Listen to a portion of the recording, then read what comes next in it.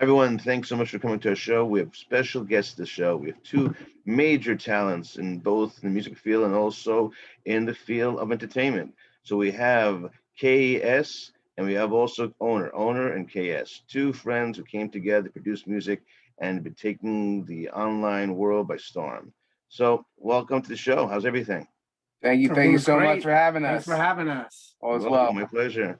The last year, I've been following your careers on online. My wife's a big fan, and I love your music. And tell us something about yourselves, where you came from, how you started, and what's the reason for your major connection to the audience. All right. Well, I'm from Clifton, New Jersey originally, and I started in the band in fourth grade playing saxophone. And I wound up doing that all throughout high school. And after that, I was like, I really want to do music. So I bought some equipment and learned how to produce a little bit and record. And now we're at this point. I love music a lot, and I just want to be able to touch the world with how I feel and what I've been through. Fantastic. And for me, I started 15 years ago making cheerleading music, competitive music for cheerleading teams that compete competitively. Oh, wow. And I had met KS at a tumbling clinic for cheerleading, and he had mentioned, I make some music. Maybe you can use my services for this and that. And that's how we connected. And then I got married and moved to South Carolina. And KS moved down shortly after that from New Jersey. And real estate's a little cheaper down here, so we were able to open up a studio and really make some moves on recording some of our own music. And a little bit of this, a little bit of that, a little bit of God's help, and here we are. Fantastic. Besides being writing for cheerleaders, can you do cheerleading yourself? Former cheerleaders here, yeah. He can For still sure. tumble, not me. Oh, that's cool. Very cool. All right. So tell us in terms of the music you write, what's it about? What kind of style, what kind of genre? So I think generally we like to hit a wide variety of people with a positive message of, no profanity, no kind of, no nothing too Too vulgar. vulgar, stuff, inappropriate. And I feel like a lot of the messages in music are cross-examined nowadays in terms of their messages are interesting, to say the least, and the following is massive to that message. And I think that it really, really misconstrues the mind of a child. And I think that positivity, and even if things don't work out, things will be all right, stuff like that, is really a message that really needs to be brought back into music as a whole. Really wonderful, especially like you said, everything is so negative nowadays, and you're bringing a different side of music. You can show people, and you are showing people that you can be artistic and positive at the same time. You don't have to be depressing and vulgar and profane, and basically always putting down other people. Now, because of that reason, do people put you down because you are so positive? I don't think we've Not experienced. really. I think also at the same time, you got to have a good sound. If you have a good sound and people like what they're listening to because it sounds good in their ear, then I feel like then they listen to the message. And I think that people listen to how the music sounds in their ear, and then Mhm. they find the message after that. So I think if you have good music and it's well mixed and well produced and it sounds good in somebody's ear, they'll eventually catch on to the message. I hear. I recently read you guys got chosen to be at Soul Train BET Awards. BET Awards and the Soul Train Music Award, the BET Awards in Los Angeles and the Soul Train Music Awards in Vegas. Wow, Yeah, we've been invited to attend both events on the red carpet. that's tremendous. And if I had talent, I'd be there too. But Yeah. it's a small little detail. Different Small industry, detail. plenty of talent. Mhm. Okay. Thank you. I sing very well for the deaf. Even they don't like me, so I don't know what. You're bad when there's people throw stones at you and they can't hear what you're saying. I, We I didn't get thought any they liked. stones yet. Yeah. No No stones yet. tomatoes yet. No, no, no. I thought they No. would like me. I thought it was love taps. But then my wife told me, no, no, they're telling you a message. Stop singing. Mm. So it's interesting when I sing, coyotes also howl too. Hey, they're just trying to, Listen, they're trying to be your backup. They're trying to Yeah, help you. backup, yeah, everyone needs exactly. But then they music, chase me everyone down the road, Mhm. I don't know why they're chasing me, but and so example of, I heard Pulse. Pulse is very positive. Can you tell us something about that song by Pulse, the video that you made? Pulse is really about having a significant other, or whether it's a wife, girlfriend, that is there to help, keep you calm when you're having a bad day, or you're just so frustrated that you want to blow up, and that person's there and they can keep you calm and make you feel better, and just, I guess really it's about having somebody that can comfort you and change your mood when you're having a bad day. When it feels like I'm bleeding, I'm drowning in the ocean. You never stay coasting, healing wounds beyond the surface. Your love's worth it, giving my heart purpose. Pulling me like gravity, up inside your orbit. Changing my direction, putting out the fires, making 5 alarms. Seem like I got burned by a grill of big lighters in the breeze. So the beats come to storm, ice and sea, so help me breathe. Yes, I'll fly. That was my first appearance. Down the stress, running full court press. Make a lot less, don't even clean up the mess. Take what you can get, love repeats, runs regret. Spend a lot of time on what we can, now we can't. Not to make a future. That was So my first post. talking about people supporting and so forth. Yeah. In your journeys, now that you're getting more and more famous and more well respected and well known, have you found people supporting along the way, or just the opposite? People sometimes saying, we don't want to be next to you because you're succeeding and we're not succeeding. Have you found that type of jealousy? Not really. I mean, a lot of people say they'll support you, and then you can tell who really does, whether they're buying a t-shirt or buying a show ticket or even sharing your music. I definitely lost some friends on the way that, told me they would support me, and they really didn't. And I haven't had anybody that was too envious, that was mad at me or upset, but most of the time I just feel like people say they want you to make it, but do they really want you to make it? Whether they're your friend or not, it's just tough. I think that's the biggest thing is like, I mean, it really goes a long way for what we're trying to do when somebody shares a link, B, somebody buys a t-shirt, somebody does, people have, so there's been a lot of people that have come forward and shown a lot of support in many ways, and like in those ways of buying a concert ticket that they're not going to go to, or sharing or just inviting somebody to a page. And I don't think that people realize how far, first of all, it's free to share a link, if you can't buy a Especially t-shirt, if they're your friend or your family. sure, right. So Right. that's the one thing is like that notion of liking a post and sharing a link, commenting on video, it goes so far for people like us that are really, really self-funding and doing this really kind of without help from a major label or a major investor per se. Yeah. People don't understand and appreciate the journey, how long it takes to reach a certain level. People think everything is overnight, and it's not overnight. Years, yeah. That one-time wonder that you find, like, it happens, it's once in the blue moon, and it happens, it has to be a lot of, so to speak, good fortune that's out of a person's hand. That's very, very rare. Everybody has to really work at it. And then when you get that fame, then people say, oh, well, it's overnight. No, it's not overnight. Not. Yeah, so that's the question.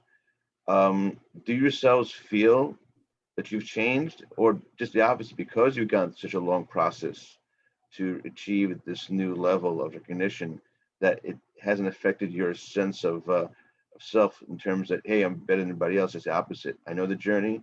I pay my dues. I'm paying my dues, and it's not like someone who made overnight. So, and that gives different perspective. For sure. Yeah, definitely. I appreciate it a lot more, being that we worked so long and so hard, and it's finally paying off. Not everybody gets to this level. There's the few percent. A lot of people give up. A lot of people give up, and I feel musically we've definitely grown. We've grown as friends, as family, and everything. So it's definitely a great journey. It's been a really great journey. That's a good point you just mentioned. What kept you guys going? I mean, the downs when you did have, what gave you the faith, what gave you the abilities to say, no, I'm going to get up again. We'll get up, we'll go another day, we'll go another concert, we'll try another venue and so forth.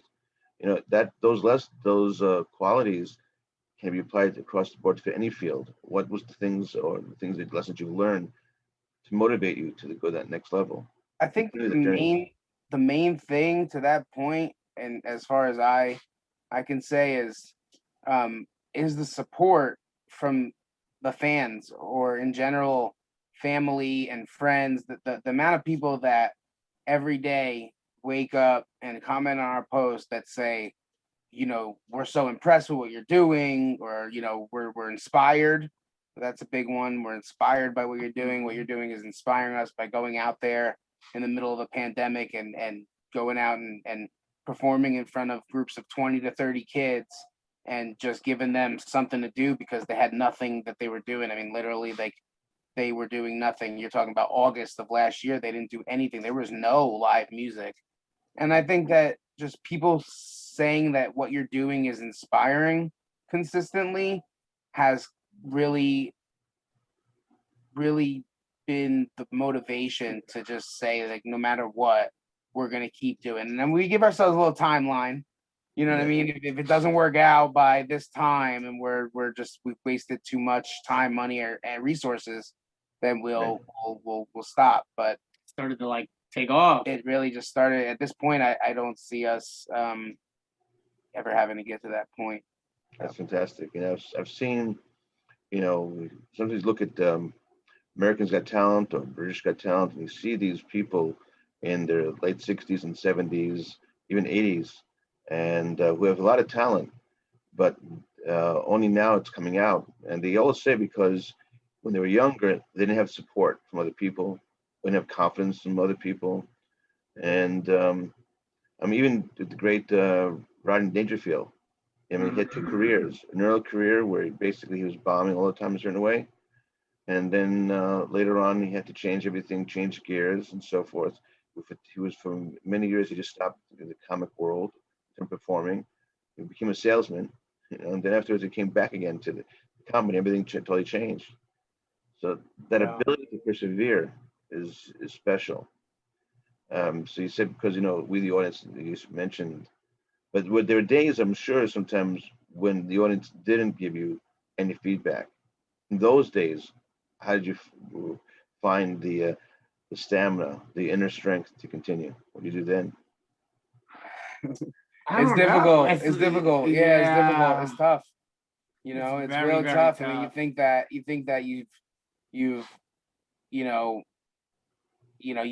think when you have to, in order to get to a level where you're bringing in a cash flow off of your music, you need to have 10 to 50,000 people that are actively interested in whatever it is that you're doing, whether it be your music that you're posting or coming to a show, whatever it is.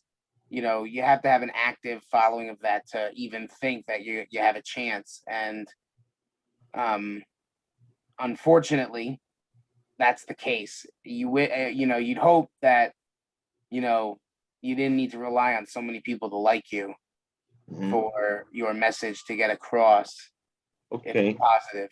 You made a very good point now. I can interrupt for a second. If you could tell the audience, the mechanics, so to speak, let's assume someone to do something online to get some type of following. What kind of platforms would you have to use? How many people you need to have, as your base and so forth? Well, I think KS knows like the breakdown of like. Okay, so KS. There's a breakdown. I think they tell you on the social media platform, like this is this level, this is this level. So on most of the platforms like TikTok and Instagram, if you have around 10,000, you're considered a micro influencer. But as an overall for music, it's when you start hitting around 10,000 fans is when, if you have a team together and you have your stuff and your music and yourself together, you can start to almost cover your costs. If you're trying to go out and do a show, 10,000 people sounds like a lot, but if you're talking about 10,000 people spread out through the entire world, you know, how many people per city are gonna come out to see you. So that kind of that really doesn't help if all of your fans are spread out across the world. But when you start talking 10 to 50,000, more people start to pay attention to you when you have those kinds of numbers. You know, it's like if you see a video pop up on like your Facebook, if it's got 2 million views, you're gonna watch it before a video that's only got 10 views. Mm-hmm. So 10,000 is normally the number where people start to go, hey, well, this person is pretty good, or they're serious. Let me take a listen. Or Right. yeah. So how do you get the first 10,000? What do you have to do for that? You really have to push hard. You have to hope that your closest group of friends will share your stuff and listen to your stuff. You can do a little bit of there's like boosting you can do on the pages. You can boost different posts. You can boost your page. You want to engage with your fans. Anybody that wants to comment or likes your post or your music, the more you can engage and get them to know you and like you more, and your likability goes up, then that also entices them to share and try and bring in more fans and followers. And by boosting, you mean by paying for boosting? Or Yeah, by... so you can do like Facebook is a really good one. You can put like a $10 boost on for 10 days, $1 a day. You can pick a country, you can pick a city, you can basically anywhere in the world, you can geographically pick a location. And then it's really about finding a good location where people will actually come in and like the page, and then we'll start to engage with you. Is there any type of so to speak science to this, or basically hit and miss? There's a little bit of a science to it, and there's a little bit of hit and miss. There's a little bit of a science to it for sure. Like when you're in America and you're an American artist or model or anything in the entertainment industry, a lot of the other countries outside of us really like our entertainment industry. And so it's a little bit easier if you're boosting and you're trying to promote outside the country to help your numbers go up. In America, everybody wants to be big. That's the science, is that if you boost, if you try to reach outside, now not all, like Israel per se isn't much cheaper than America or like England, but like Kenya or Guatemala or Brazil or some of those other countries are like 1/10 the cost to reach people in those countries. Right. So you say if you boost out those areas, then to fix American numbers? Yeah, they'll see an American model or fashion, and they'll say, "Oh, wow, that's you know," and they get excited and they want to get involved and be part of your journey. And they listen more, so you get more streams. Oh, so you're saying so? Okay, let me get this right again. I go and I do my boosting in an outside country, foreign country. That then affects the algorithm, and then that affects the American numbers, and the American numbers go up. So then my video, my post, whatever it's going to be, is not going to be seen more in the American eyes and so forth, the more European eyes, England and so forth. That's very clever, very, very good. In terms of, are there any free tools for people to do, or does everything have to be more paid? Or is it a balance of both, as of sharing and so forth, and this and that?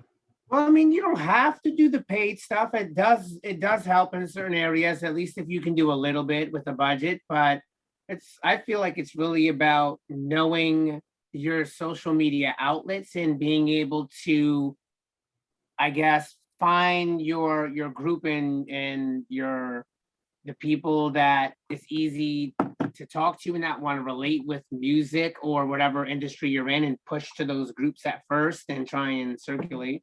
I think that Facebook is the #1 marketing agent in the world, and YouTube also is pretty big. But I think that if you're gonna pay for like a newspaper or you're gonna pay for a magazine, I think that you might as well spend your money on Facebook. Really? What about TikTok and Instagram? What about them? TikTok and Instagram are good. I mean, you can also do the same type of boosting there. I just feel like Facebook is more. I think that you need to focus on one. So if you're gonna make Facebook the #1 thing, focus on Facebook. If you're gonna make Instagram your #1 thing, just focus on Instagram. But I think you need a main and then a side. You need a main and a side. At least 2 out of the 4 where your numbers are growing compared to the other 2. I mean, we use all 4. I definitely push all 4. He pushes normally 3 out of 4. He doesn't really do TikTok as much, but it helps. The 4 are TikTok, Instagram, Facebook, and YouTube. Facebook, Those and are four. Twitter. And Twitter. So it's really Twitter. 5. So you have to use basically 3 out of 5 to do that. Or 2 Now out of there's 5. other ones. There's like Twitch. There's a lot of new ones, but for us specifically, I really try not to take on more because it really, unless you have somebody that their sole job is to run your one social media page, it's a lot of time. I mean, you can't overdo it. You don't want to overdo it either. You don't want to run yourself thin. And what the WhatsApp? Is WhatsApp good for you? WhatsApp is not bad. WhatsApp is not bad. I utilize WhatsApp because I have some groups Mhm. that are 50 to 100 people in the group, so I Right. can just share it in there, and it's Of all the platforms, which is the most cost effective, where you really don't have to spend any money whatsoever? I think not money whatsoever. I would say probably YouTube. How's that work? Because I see many times in YouTube you have to pay for things to get commercials on and so forth. For sure. So on YouTube, I mean, meaning by like YouTube, if you promote your page to get a certain amount of followers on YouTube, you're getting your own monetization off it. But I think that everybody can use YouTube for free, and YouTube is a way you can get monetization. So I think that if you build your own YouTube Just a second. How do you example? Okay, you made your video, right? Now you put your video on YouTube. So how are you promoting? First of all, the YouTube that video is they call your YouTube page. That's what you mean by that YouTube page, your video. Right. Okay. So how then are you going to be able to promote that? By having the links shared in Facebook groups and so forth? Yeah, Facebook groups. We spend, and our marketing team spends a lot of time just going on Twitter, and on Twitter you can tag anybody you want, Right. and just 20 people an hour, share it. And this team, we have to pay for this team, or they do it for free? Or I have a few people that are interns, and I have a few people that are paid. and how in terms of paying, how much would you pay them per hour or per day? Usually I pay about $10 an hour. It's something that somebody could do, either 1 hour a day or 1 hour a week, depending on the. And this they can take your link and just send it out to Twitter and so forth. They take the links and they go on to Twitter and they'll tag as many people as they can, and tag. Sometimes you can tag 4 people in one post, and likely people will either like it or retweet it. And if somebody retweets it, it could start a chain. Right. It could start a ripple effect, and one retweet leads to another retweet, and then your song has now reached. Hopefully you get to go viral. That's the goal. That's the goal.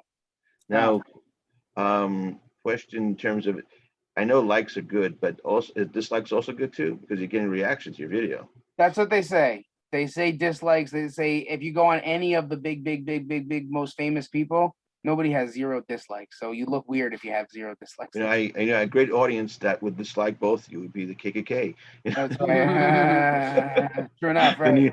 The neo-Nazi party would love it, guys. Even if they don't like it, as long as they click on it. That's right. Exactly right. Money, so that's true enough, right? Right. It's really shocking. I saw last week. I'm really, really shocked. I couldn't believe it. Last week we had a rally here in Florida against anti-Semitism, and I was invited to be one of the speakers. And there at the rally, from nowhere, I see the Proud Boys, and I always thought the Proud Boys was anti-Black, anti-Jewish, racist group, and here they are protecting Jewish people. I said, "What's going on here?" I was shocked. So he said, "Yeah, they told us that people think the Proud Boys are racist. No, that's part of the media hype." I was totally shocked. I couldn't believe it. So I'm still trying to find out what's really going on with the Proud Boys. How come they came to our group? I saw, but to think, why am I saying we're here? But media, because media nowadays is such an agenda. You have to fit groups, certain type of mold and so forth. If you don't fit that mold, all of a sudden you're called a racist, you call this, you call that, and so forth. Have you encountered people who misunderstood you guys? They say, what are you guys doing?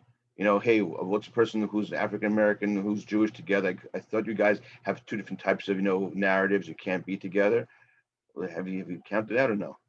no, Not personally. Yeah, I've never encountered, or I could say we never encountered. I don't think any of that, to tell you the truth. I think that it's more unique. More people are curious. They ask questions, but not from as a why perspective. It's like, oh, how do you make this work? Or like, how do you do this? Or or how did you meet each other, or this and that. But I don't thank God, no derogatory effects that we've Beautiful. experienced. Beautiful. In terms, let's say, because you're a religious man, you're not a Catholic, right? So, Yeah. so as an Orthodox Jewish man, you have to keep Sabbath, Shabbat, and so forth. First, was it hard to keep Shabbat on the road? It is, no, thank God there's Chabad almost everywhere. Right. And it is, I'm very thankful to have always just been able to reach out to the local shliach and been able to been hosted for Shabbos, and makes it very easy. Excellent, beautiful. And when you tell, let's say, when you tell the people you work with, I think SONY you work with and so forth, that let's say you're not going to do a concert on Shabbat, have they given you flack for that? No, I kind of just give our schedule, like in the event that there was a no-brainer for KS or something, then, they could go ahead and make their own deal aside from me, per Right. se. And, if they want to hire them on their own terms and work it out on Shabbos, then, we try not to. But if it's a no-brainer where, listen, I don't think you should pass up this opportunity, Mhm. then they can work out their own arrangement, which makes it, they don't want me to be on stage too much, So And KS, how is it to work with someone who keeps in all the Torah laws and so forth? Does it affect you in a way that made your music more religious or more spiritual, or was that something you had before, or not at all? It's actually very nice. It doesn't really affect me too much. I like to enjoy the Shabbos with them, with Laban and his wife, and dinners are always a great thing. And I follow a little bit. So for me, it's enjoyable and it's nice to learn about the religion. And for music wise, no, it definitely has helped me think more about where I want my music to go, but it hasn't changed anything too much yet. Okay. I recently saw that that you made a music video with Nissan Black. Nissan Black, correct. Yeah. And can you tell the audience a little bit who Nissan Black is and what's so important and why the music is getting being accepted in terms of a new type of form of, let's say, hip hop and rap, and also in terms of spiritual content? Sure. So Nissan Black is a African American recording artist who's also a Jewish convert. I know he has a whole bunch of music that he's put out over the past decade at least, and he is a very well known among the Jewish and non-Jewish communities. Is he Orthodox? And, what's that? Is he Orthodox? He's ultra Orthodox. I believe he lives in Beit Shemesh. My father conquered Beit Shemesh in 48. Okay. In the War of Independence. Yeah, that's right. That's right. Yeah. And he is originally from Seattle. Mm-hmm. And I reached out to his management team a couple years ago and started the process on working on doing a song together, which we just released about a month ago on Lag BaOmer. Oh wow! Song, and it's doing fairly well. Couple tens of thousands of streams so far. Very nice. And the message is, once in a lifetime. I have the 3 in my name owner to symbolize the third temple, the coming of the Beis Hamikdash, right? Redemption of the world, redemption of the Jewish people, right? And I think once in a lifetime points to the fact that experience of the Messiah coming is and only can happen once. Right. And I think that it's up to us to own our once in a lifetime to be able to make sure that we. Life is full of mystery. Everybody's trying to make history. But history is his story. Your blessings are his glory. Life is full of mystery. Everybody's trying to make history. But history is his story. It's something that you won't forget. Once in a lifetime, you find someone like you, once in a lifetime. Find someone like you. You know, every day is really once in a lifetime. And people don't understand that because you never get your second back. And literally second. Yeah. That second, once that goes, it goes. And the money you can get Your back. last day, you never know. Yeah, exactly. You can get back your money maybe, but that second, whatever that second was supposed to be, it's gone. You know. True So that's enough. first I applaud both of you that you on your that you committed to your journey. You know that you've made it the steps to always go forward and to fulfill it. Especially, you know, it's tough. It's tough out there to really, you know, to commit, to thrive, to survive, to overcome obstacles, and so forth. Um, have you ever done any live performances on Facebook and so forth? Yeah, a whole lot of live Facebook performances. We did one on Thanksgiving of last year. Last year we did one in the summer. In the summer. Yeah. We did a few smaller ones. We did one in Oklahoma. Cool. Connecticut, and then we did some live ones too. And yeah, now we're getting back to the in-person. That's beautiful. So no more masks anymore. Huh? That's right. That's what they say. Yeah. Oh, no, I got used to the mask. Right. I can't live without the mask. Even I wear a mask in the house. I take a shower with the mask. You know. Nobody knew if I was smiling or not. See the thing with a mask, nobody knows how you really feel, right? That's right. Yeah. Right. So you can ask somebody, you like my music, and the guy goes, you don't really. Imagine you go to mask on a date with a girl. So the girl says, "Do you like me?" Yeah, sure. Sure. Right. You never know. It's great. So there are some good sides to the mask too, right? There you go. Right. I'm surprised that nobody robbed anybody's store in the last year with all of wearing the masks. Right? That could be so easy because you can't tell anybody's identity. Oh yeah. Right. Cool. So yeah, I want to tell the audience we're going to have in the description below, we're going to have the links to the music as well, to the music. So you can log on to the music itself. And you know, you've heard some samples so far of the music through this interview. And I really want people to understand that these people, owner and KS and owner are two wonderful people with a great vision of bringing joy to the world, positivity to the world, bringing music to its original source, basically meaning bringing happiness. You know, you don't have to put people down. You don't have to look at negative aspects of human society. We have enough of that in this world. You just can go outside the door and all of a sudden get someone to give you a bad day by not smiling at you. You know, it's the Gemara says, the Talmud says, how can you steal something from a poor person? Very simply, when someone says hello to you and you don't greet them back, you've just stolen from them. Stolen what? Their dignity. And your music brings dignity to people because it's positive and so forth. And I really congratulate both of you on your journey. And if you want to say anything else to the audience in the last minutes of the interview, please say anything you want.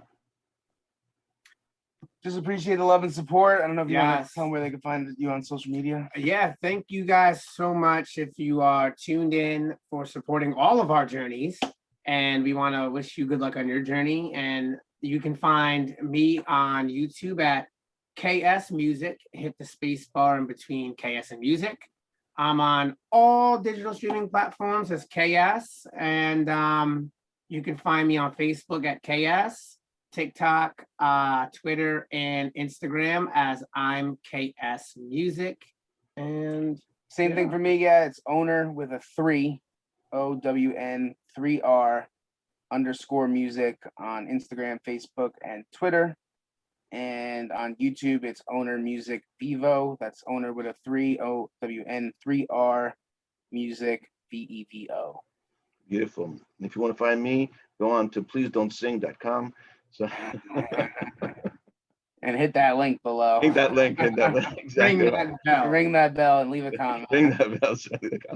Just write a song. Please don't sing. You know how many hits I'll get. Okay. Thank you, fellas, so much for enjoying.